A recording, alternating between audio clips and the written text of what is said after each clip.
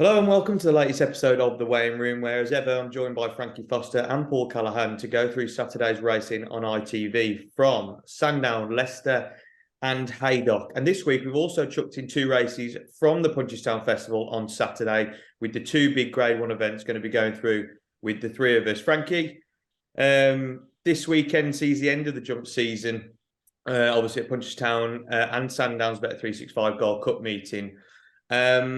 Is there one performance of the season that you'd name as probably one of your best looking back? Yeah, probably came yesterday. El Fabiolo.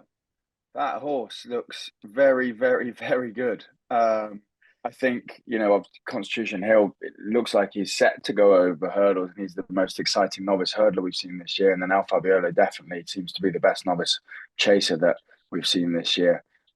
And is really exciting for next year. Going into up against the big boys, I think should take all the beating, really. When you look at that kind of champion chase, well, you've got Enogomin in there, but yeah, his performance yesterday, the way that he just cruised by a pretty good field was very impressive. So, bar Constitution Hill, who we've talked about all year, I thought El Fabioli yesterday was very, very good.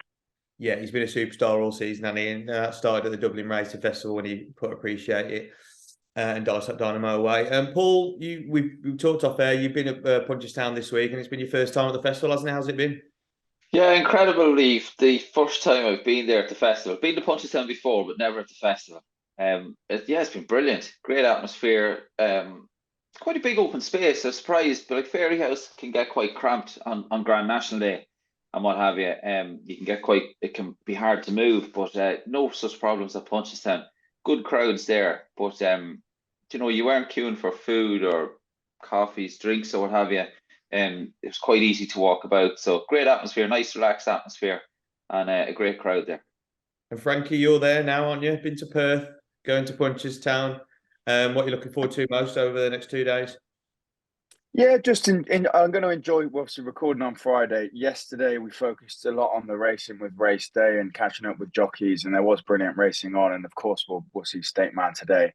But I think they're expecting up towards 40,000. So my job on the Friday is going to mostly be in the bars, not drinking, but chatting to racegoers. And it is always brilliant fun over here. Everybody likes the racing. Everyone's real friendly. You even have people, when they hear the English accent, they welcome you to Ireland. They say welcome, and they're happy to have you over. So, yeah, there'll be a lot of that on Friday, and then I'll probably watch the racing from bed on Saturday. Lovely stuff, lovely stuff. Right, then we might as well get into this week's pod. We're going to start off on the Saturday from Sandown, which is the 105 Bet365 Novices Championship Final handicap hurdle over 2 miles. And Frankie, this is always a competitive race, isn't it? And what we've got a huge field of runners going to post that you can make a case for quite a few, I think. Who are you going for? Yeah, you could, and you've said that. It kind of makes me want to put up a few. Iberico Lord, I was nearly my selection. This is kind of one of those horses when it gets talked about at the start of the season, and there's a little bit of hype around it, and then doesn't perform as you think he might, especially on debut at Cheltenham. Disappointing, but has won since. Although still not that impressively. There's still a part of me that thinks, he's got to be better than what he's shown, and then therefore potentially could be well handicapped. So he is one to flag up, but Kill Alone for Paul Nicholls, who will obviously want winners to finish the end of the season. And I think I don't know if he has now done it, but is on his way to surpassing his best ever year for prize money. Has won so easily the last 3 times by a winning distance of 11 lengths 3 starts ago, and then was 17 lengths clear of third and 32 lengths clear of third, with the second being a bit closer the last 2 times. So looks to have a lot of ability. Harry Cobden was doing his best to hold on to him last time out and not allow him to go and win too easily, I think, and probably saving it for a nice winner for the team at the end of the season. So I'm sticking with the favourite. Yeah, Kill Alone. And this is the thing, this meeting, Paul Nicholls obviously picking up his trophy for the season, and he want to be 14-time champion trainer, and he wants to go out with a bit of a bang. So he always had a few shit, didn't he? As well. Yeah, I think Nappers Hill won this race, didn't it, to kick it off, and he had a few winners. Yeah. So yeah, Kill Alone, top of the market, 5-1. Paul, who are you going for? You siding with Frankie? Yeah, I'm siding with Frankie. I think Killaloe I thought was getting better with each run. And like you said, the Nicholas team in great form. They do like to target this meeting. So yeah, just out of luck at Punchestown with Brave Man's game, who contributed to a cracking race in the Gold Cup of Punchestown during the week. I think Killaloe can take this. I'm just going to mention the Susie Smith trained Tapley. Would need to step up on form and ratings, but was it just about managed to last home. I think it was Plumpton last time out. But yeah, Plumpton, we last seen him in February, back on the 27th of February. I used to ride a bit for Susie back in the day, and generally, whatever, she'd stick her horses in races that they can be quite competitive. So one best price at 25 to 1. If you shop around, I know not as big as 25 to 1, but there are 6 places on offer if you're having an each way bet. Tapley wouldn't be a bad each way shout, I think, in this one, but I think Killaloe is the one that they'll have to catch. Yeah, Killaloe with Frankie and Tapley, 25 to 1, big price. I've played 2 against the field here. The first one I've gone for is Celtic Art, and he actually carries a little bit of form line with Killaloe. But if you go back, this horse was rated 90 at his peak on the flat. And then made his hurdles debut at Kempton in November when running a really good first event over hurdles. That was something to build, and he finished 3rd behind Attica. We know Attica's quite a nice horse, Nicky Henderson.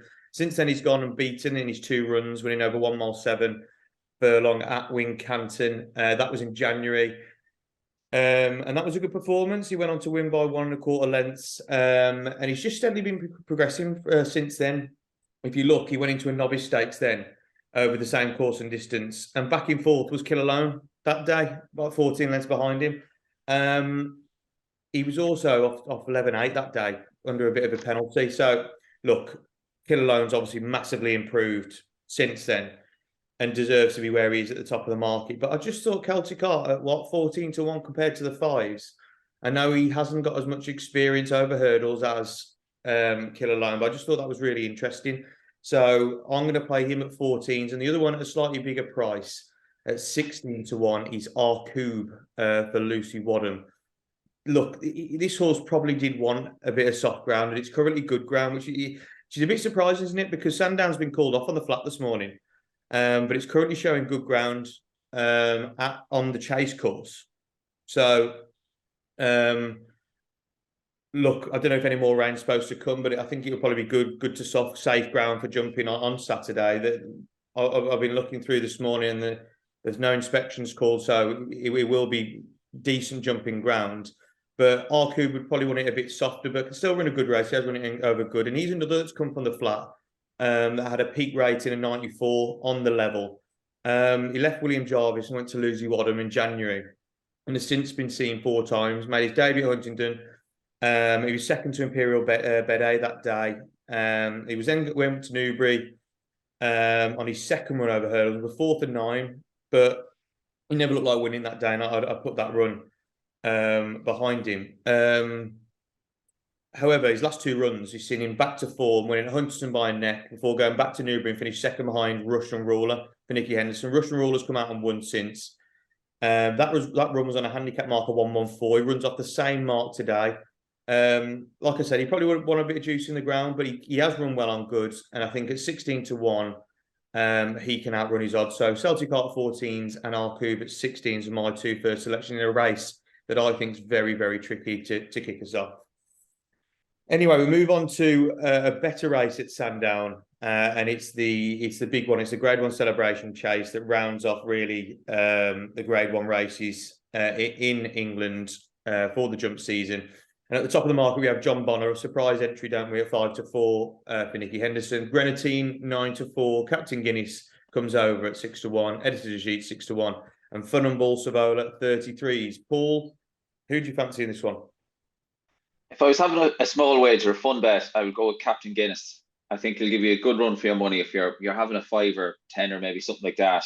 Best price 6 to 1 was 10 lengths behind in Ergamine when last seen. But for the serious punter, I think John Bond, best price 5 to 4, could well be a massive price come 140 on Saturday afternoon. Second behind, Frankie mentioned El Fabiolo at the start of the show, but John Bond chased him home in the Arkle 2 starts back, and he ran out 43 length winner at Aintree when last seen. And on ratings of form, he's the one they'll all have to beat. And like I said, top price 5 to 4 at the time of recording. That could look a massive price come Saturday afternoon. How surprised are you, Paul, that Nicky Henderson's running him? Yeah, because he doesn't normally do this, does he? No, he doesn't. Like, you think he's had enough, but he's obviously coming out of his race as well. You know, he's come out of his races pretty well. Like, you know, he's only had a few starts. He had that scare course at Warwick back in February. He has only had the 3 starts, but they're not exactly overly spaced out. Like February 14th of March, then a month then till the 15th of April. Would have had you know, you had that shock at Warwick. Wasn't exactly an easy race by all means. Hard race at Cheltenham, and then you'd imagine Aintree would have took a little bit out. So it's very unlike Nicky. So it's yeah, he's obviously going well at home, but big price now. I thought you might have been a shade of odds on. Yeah, I agree with you, and I'm with John Bon as well. I think it's brilliant. This is that he's running in this race.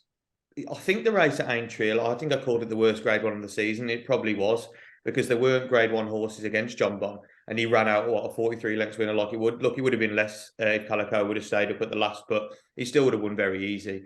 What he's done throughout his career, he's only bumped into El Fabiola. It's very similar to what he did last season, that he only bumped into Constitution Hill. These two are absolute freaks. One of the two best horses going into next season that everyone will be looking for. So for John Bon to beat all bar them just shows how good a horse he is. And I agree with you. I think 5-4 could be a very, very good price come the off on Saturday. Look, Grenadine's a very good horse. Captain Guinness ran really well, but I think we'd probably like it softer. Editor de Gite ran well this season, and Funambul Savola probably hasn't matched the heights he did last season. I think John Bon, like you say, on ratings, they've got it all to do, I think.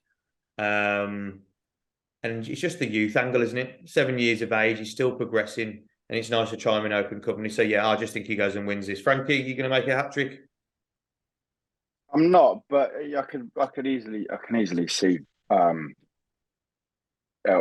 could easily agree with you, but I just think Editor G's slightly overpriced.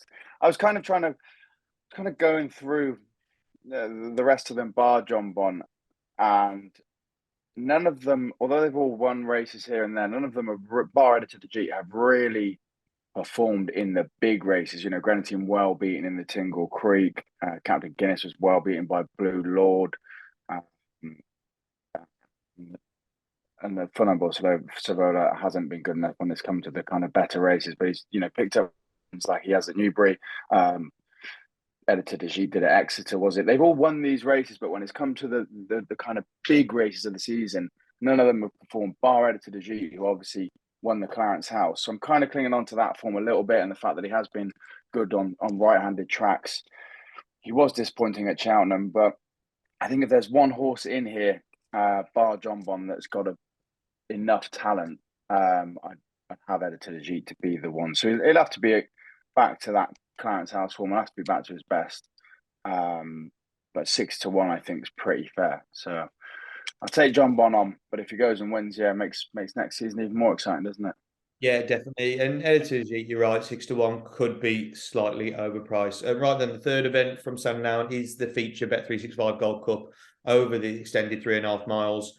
At the top of the market, we've got one of my favourites, Kitty's Light. He did it for me last week for the Nat, didn't he? And he's back 7 days later, looking to land this contest.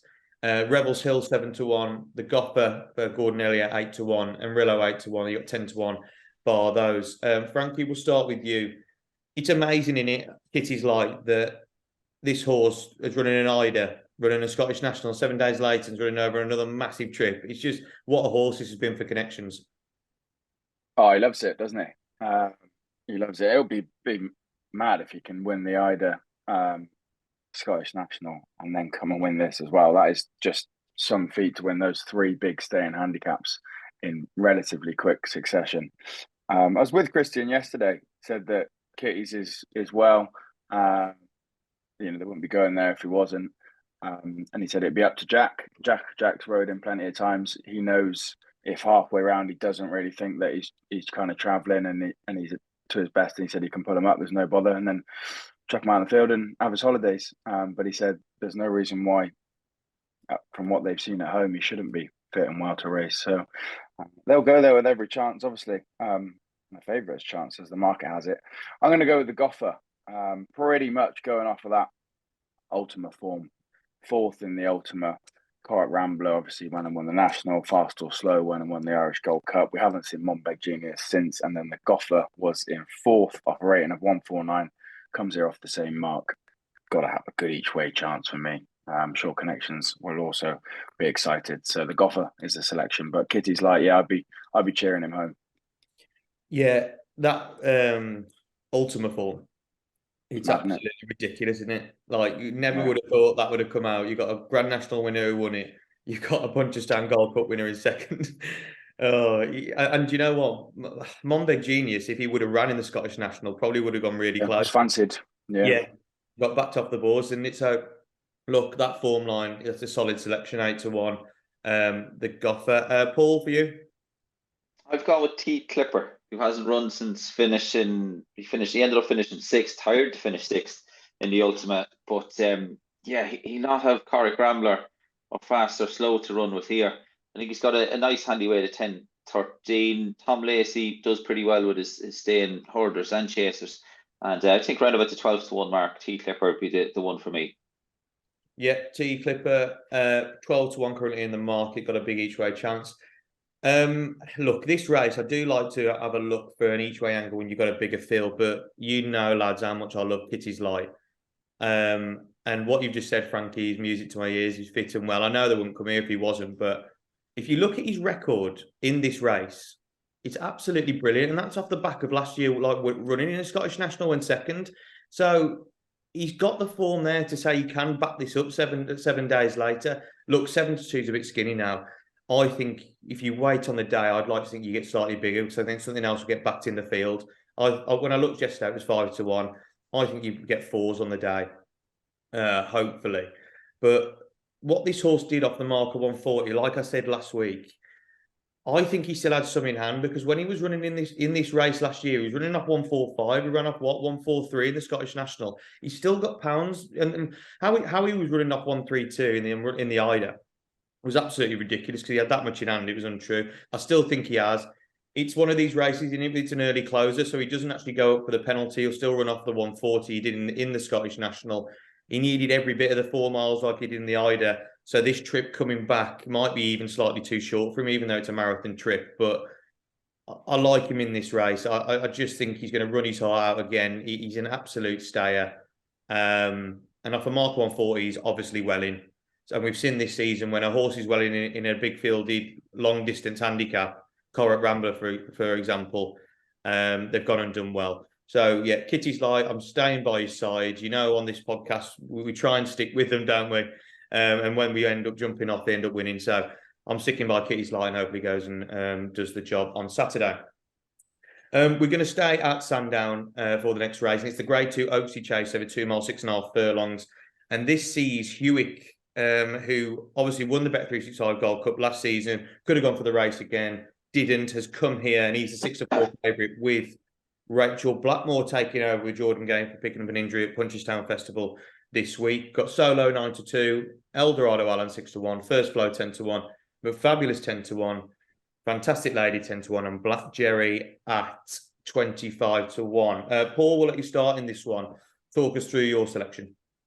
Yeah, you just mentioned about not jumping ship in the previous contest, James. So I'm going to stick with McFabulous, who was pulled up, ran pretty disappointing at Newbury last time out. Was a beaten odds on favourite, but after the race was found to have an irregular heartbeat. On his best form, when he's good, he's very good. Like back in November, he beat Time Hill pretty easy by a little over 6 lengths. Then back at Kempton on Boxing Day, he was second to the same opponent. Time Hill had him comfortably held back in second. His form's a bit in and out. I think he's the cheek pieces here. But I think if on a going day, I do think he'll outrun his odds of 10-1. When he's good, he's very, very good. When he's bad, he's pretty brutal. But I'm staying loyal to McFabulous to hopefully keep the ball rolling for Team Nichols on Saturday. Yeah, currently 10-1, and Nichols could have a big day. And like you say, he's a bit hit and miss. When he's good, he's really good. And if he is on a going day, 10-1 could be a very big price. And the trip of 2 miles 6.5 is pretty much perfect for him because he's been the one that's won over 2 mile 5 and never been able to properly get that 3 miles. So just short might be exactly what he needs. So 10-1 for Paul. Frankie, for you? Going to keep it straightforward. Go with Hewitt. Like I said, won the Bet365 last year. Won the Galway Plate, which is a similar trip. Was going really well in the Gold Cup. Wasn't going to win, I don't think. But I'd say probably would have had his chance of placing anyway. Shark's always been very vocal about the fact that he wants good ground, and hopefully, if we get good ground, then that will obviously suit. So he's short, but I think it's a fair price for Hewitt, to be fair. Brilliant jumper, travels really nicely on good ground. It'll suit him, and I think he'll take all the beating. And great that Rachel's took the ride. Actually, Shark was the man that got Rachel going in her early years, so that would be nice if she rides a big winner for him. Yeah, I'm with you. You can't believe this horse costs €850, can you? It's nuts, isn't it? It's unbelievable. Absolutely unbelievable. It wouldn't cost that now. Oh, bloody hell, no. No. But no, and you see, I think those prices were fairly healthy at Punchestown. There was a sale on after racing. Yeah, half a million. One, yeah. Maybe you the underbidder, Frankie. But yeah, no, I'm with you. What he's done throughout his career has been absolutely superb. Obviously, like you said, Frankie, the Bet365 Gold Cup last year was a huge win and really sort of put him on the map. The Galway Plate's always a tough race to win. And he's backed that up, hasn't he, by winning the American Grand National as well. And I know that's probably not the toughest race in the world, but to send a horse over there and get the job done is something in itself. Save for the Gold Cup, obviously, it didn't go to plan, but he was running quite a good race before falling. You can chuck that in. He's unseated and fell 3 of his last 2.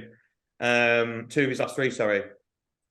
But he's a course and distance winner. I think it's a great move, personally. I don't think this is the strongest race in the world. And I think moving him from the Bet365 Gold Cup that could have a few horses with a bit in hand compared to this Grade 2, where the field to me looks fairly bleak, like Solo. Eldorado Allen's been spent all season. First Flow hasn't looked the same. McFabulous, you don't know what you're going to get. And Black Jerry's not a Grade 2 horse. So if Hewitt runs to form, 6-4 could look a very good price. And I just think I can keep it simple with this because I think Hewitt wins. Right, we're going to stay at Sandown actually for their last race, doing slightly different than we usually do, but it's a bit broken up with the races this week. But Sandown's last race on ITV on Saturday is the Josh Gifford Novices Handicap Chase over 2 mile form. Frankie, who are you siding with in this one? Staying with Nichols and the favourite and the top weight. You get to one of these races, Class 2 handicap, and first thing you do is try and get the favourite beat, and usually try and get top weight beat. You're trying to find something that you think might be well handicapped, and almost by process of elimination, I've stuck with the favourite. There was nothing in here that stood out to me. Maybe Harper's Brook, I think, probably has a good run in him. But, I mean, even Harper's Brook is at the top of the weights carrying 11.10, and that couple of pounds I don't think makes the difference with Cap de Matin, the favourite, who's been second the last twice, but again, probably targeted toward this meeting. And although second, was clear of third on both those occasions and ran a good race. So got to carry top weight, but I don't think it's strongest field. So I just think that his ability wins this for him rather than anything that's well handicapped. Yeah, I agree. I think this race is a bit of a stinker, to be honest, as in trying to find a winner because it's just so hard. Paul, who are you going for? I am going for the outsider of the party. I'm going to take a chance on the Sarah Humphreys train Galore de Tan. He was a previous course and distance winner. Was second to 6 at Plumpton last time out. That course and distance success came the time before that. He's a horse that likes to go forward, but doesn't necessarily have to make it.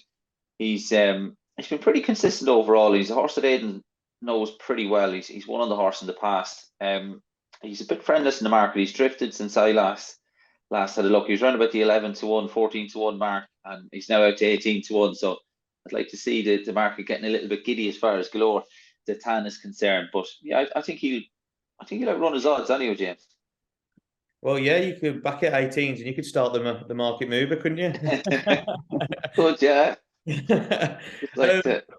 Yeah, in a race like this, obviously you'd be in a course and distance with 18-1. I just don't think it's a very, very strong race. So going for one at a bigger price might be the way to play it. Look, selection's tentative here. It's under Hudson de Grugy for the Gary Moore, Jamie Moore team. As a hurdler, he performed extremely well at Sandown. He's got cracking Sandown form, but that did come on soft, heavy ground. And I think if the rain didn't come, I wouldn't be surprised if this horse was pulled out, to be honest, because if he was pulled out on good ground last time. But if a little bit of rain came, you might just keep him in because of his Sandown form. He's won 3 of his last 4 events over hurdles, over 2 miles at Sandown. He was sent chasing this term in November, and he took plenty of time to find his feet over fences.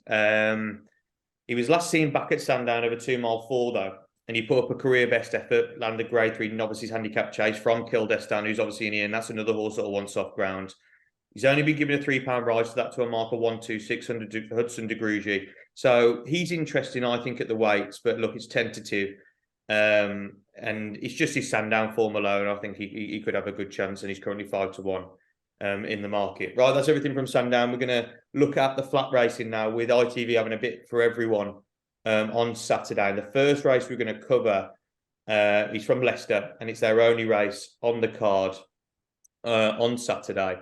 And it sees the Madry Exceptional King Richard III Cup handicap, a Class 2 event over a mile. Paul, who did you pick out in this one?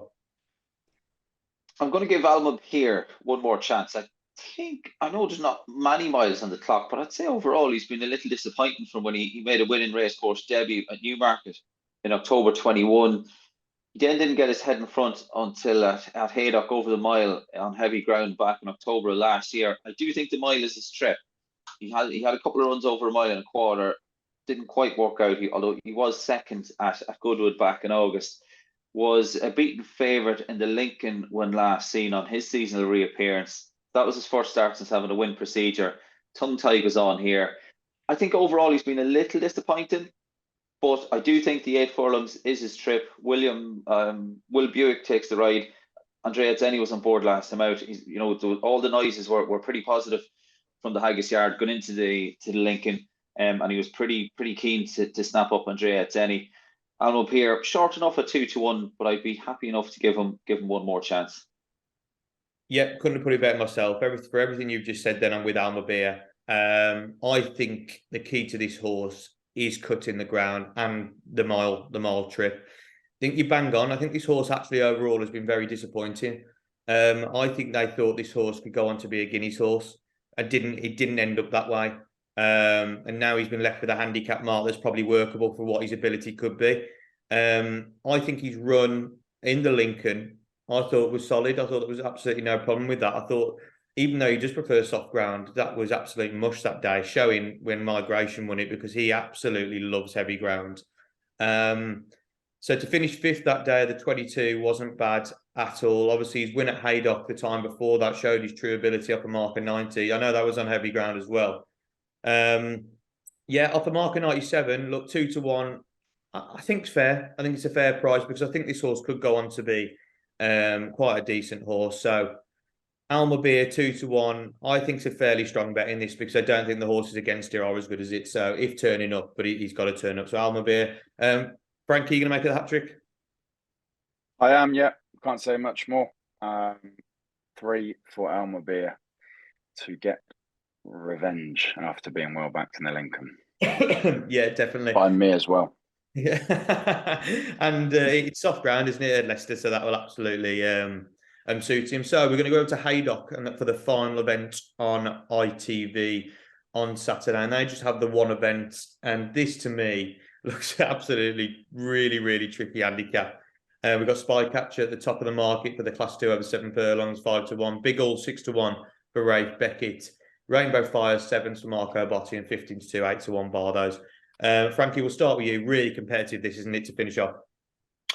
It is, yes. I'm siding with another horse who was disappointing, even more disappointing. 19th of 22 in the Lincoln, Montasib, but a horse that does have much better form on most of his racing's been on good or good to firm ground. Has been second at Haydock to round off his season last year. Back to 7 furlongs. Don't problem. He's ran some good races at 7 furlongs.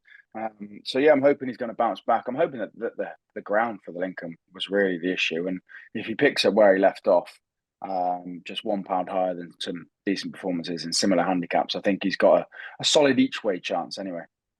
Yeah, 8-1, Kieran Fallon on boards. Yeah, it just needs to bounce back, but it could have been the ground, couldn't it? And it does look like it's going to be good ground at Haydock, which could be, you know, the first good ground meeting of the flat season, and it comes from Haydock.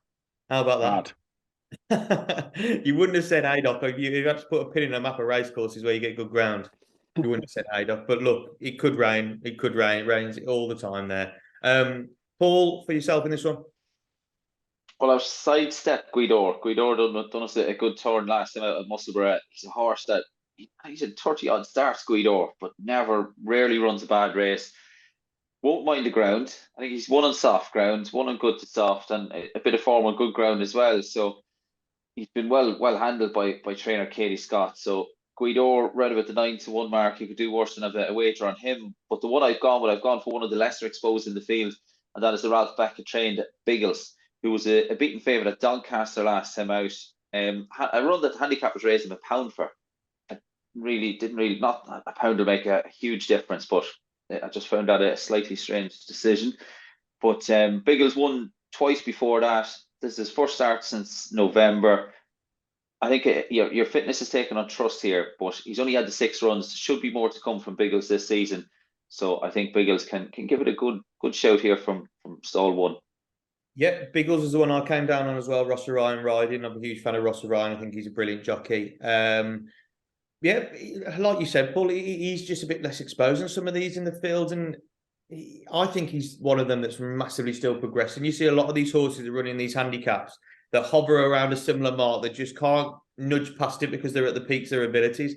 Whereas I think this horse can keep going.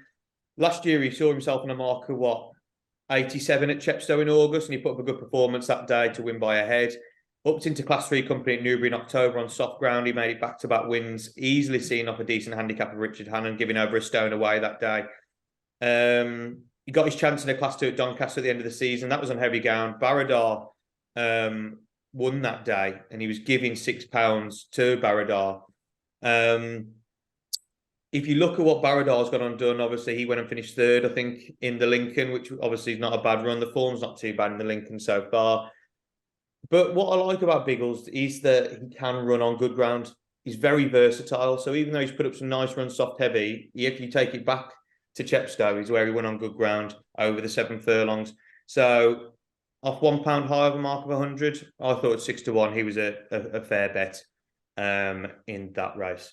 Right then, that's all of ITV races covered on Saturday, but we couldn't do this week's pod without having a look over at Punchestown, could we, on the final day of the Punchestown Festival for 2023. And the first Grade 1 we're going to have a look at is the Irish EBF Mares Champion Hurdle.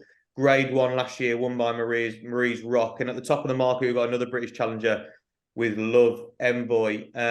Love Envoy, Frankie, I know a horse that you've absolutely been on side with all season. And I hope you're not jumping off on Saturday. Are you going with Love Envoy?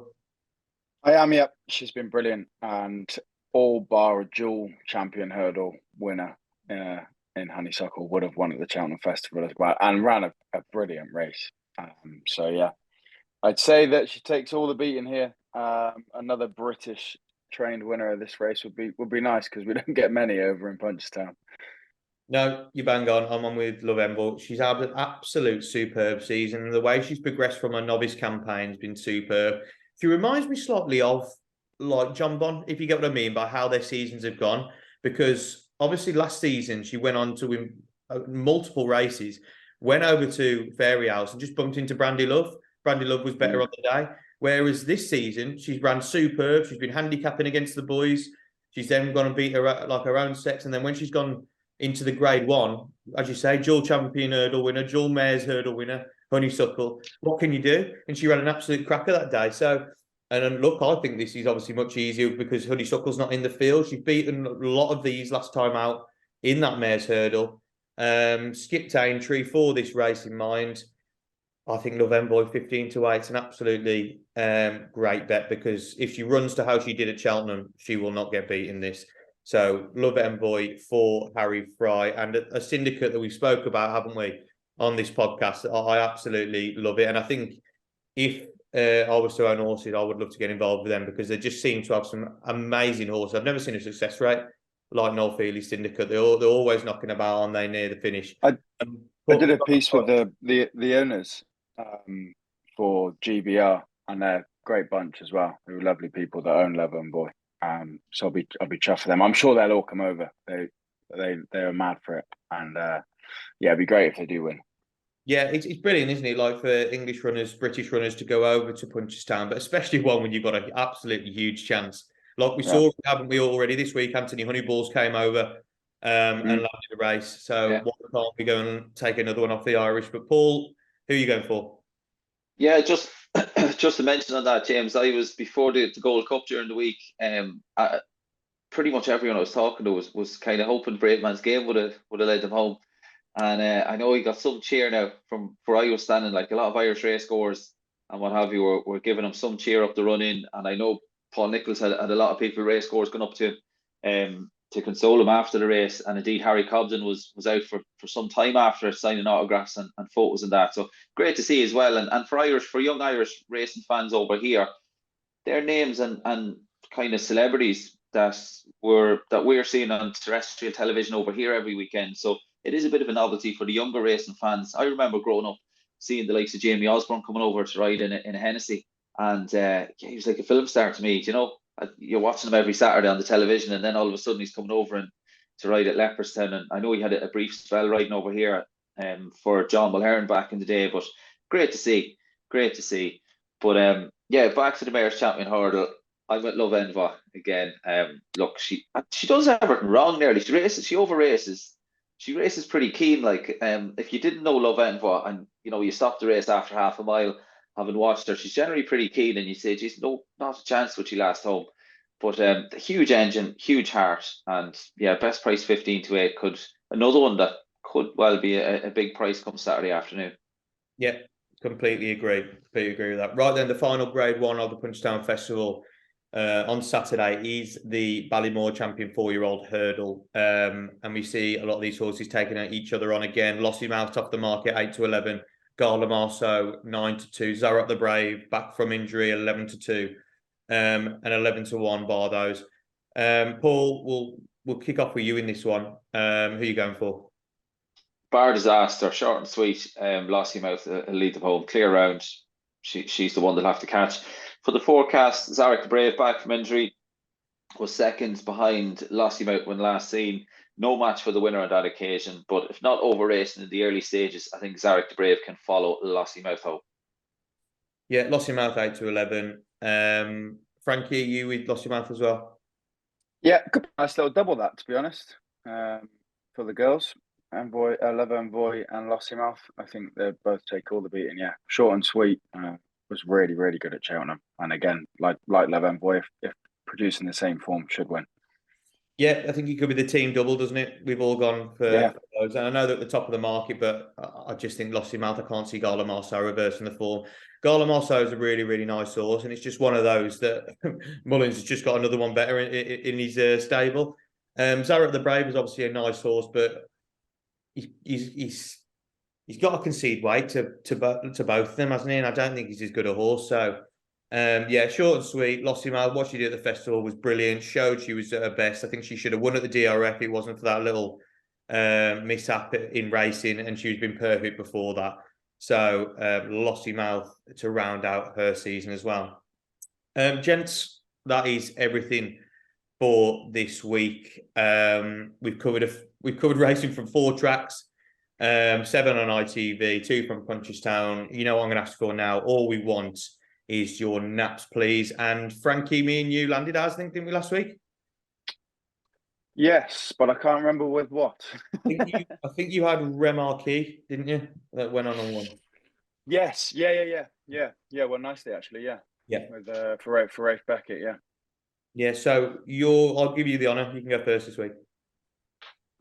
God, you could do anything. I mean, there could be a nap double we've just mentioned. I think Hewitt's very, very strong, but I always like to try and at least give something a bit of a better price that's not a short price favourite, and probably the strongest of anything mentioned, although there is a favourite, 4-1 for Kill Alone in the first race to give Nichols a winner on the big day at the end of the season. I think that horse is surely better than its mark and better than a handicap of this standard. So yeah, in the opener, Kill Alone for Paul Nichols. Yeah.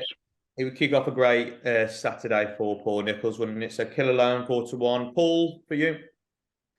Yeah, likewise, I do like to go with one of the price, but I do think it's pretty competitive this weekend. I think Love Envot will win, and I think John Bon, not this weekend, is John Bon. Best price 5-4. I think that's going to be a massive price come 140.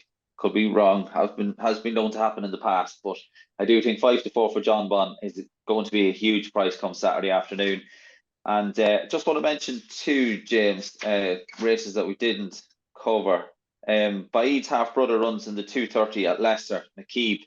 That's one to keep an eye on. You'd imagine should be odds on by Nathaniel, so there wouldn't be a huge bit of speed in there. But starting off at 1.25 miles, Nakib in the 2:30 at Leicester on Saturday. And also we've got a good card at the Curragh on Monday that William Haggis sends over, Queen Aminatu. I think she'll take the beating in the 3:35 at the Curragh on Monday. Lovely stuff. Yeah, I noticed about Baid's sibling that's going to run. So that could be one. And Baid started his career off at Leicester, didn't he? So he's interesting for that horse to be starting there as well. Yeah, I think you could have a few this week. Even though it's competitive, there's a few shorties that I think are going to be shorter come the off. I think, like you say, Paul, Love Envoy, I like to think she'd win. I could have put Kitty's Lie up for the back-to-back nap double for Kitty's Lights Landing, but I'm not because it's competitive. I'm going to go with Alma Beer at Leicester.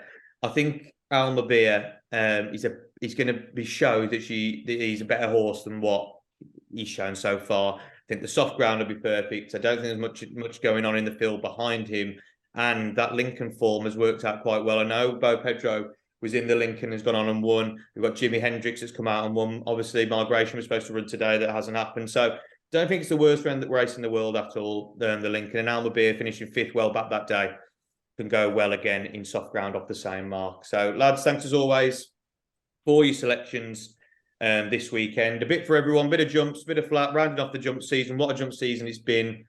I hope you've enjoyed watching us throughout the jump season because we've really enjoyed it. But now next week will be all focus on the flats, so we have to get our flat caps on. But please be sure to like this video, comment your selections or nap across the weekend below, and make sure you subscribe to the Whizzing Poser channel.